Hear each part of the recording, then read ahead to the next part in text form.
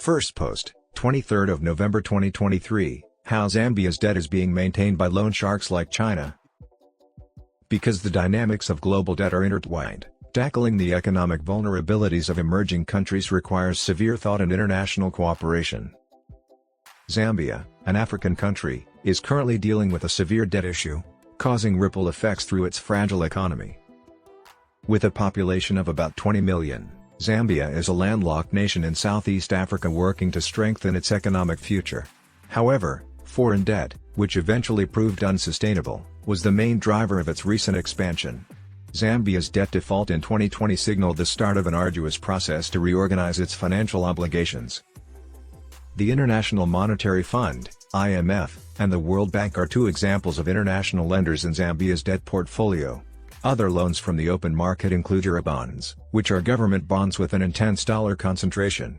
Notably, a sizable chunk of Zambia's debt, at least $4 billion, comes from bilateral loans from other countries, with China being a significant contributor.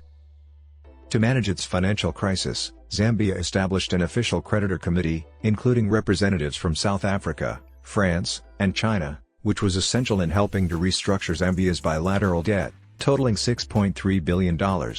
In particular, China's role became crucial because of its considerable influence on the reform process.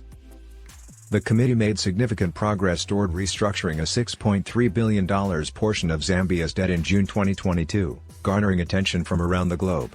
The IMF saw this restructuring plan as groundbreaking and indicated an interest in other countries experiencing comparable default issues to utilize it as a model. How the agreement's framework is implemented makes this a breakthrough.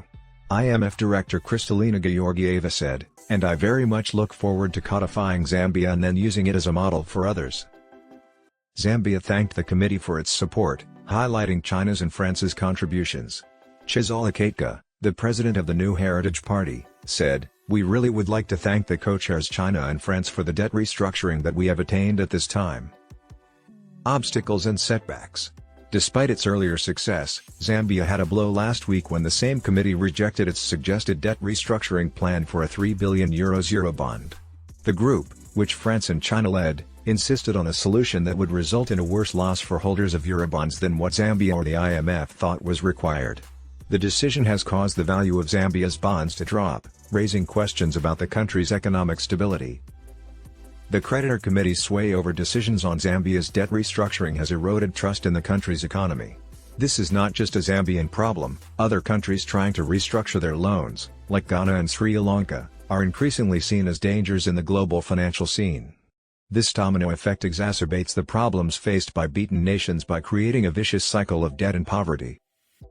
The ramifications of Zambia's struggles with powerful creditors and the intricacies of debt restructuring extend beyond its boundaries. Because the dynamics of global debt are intertwined, tackling the economic vulnerabilities of emerging countries requires severe thought and international cooperation.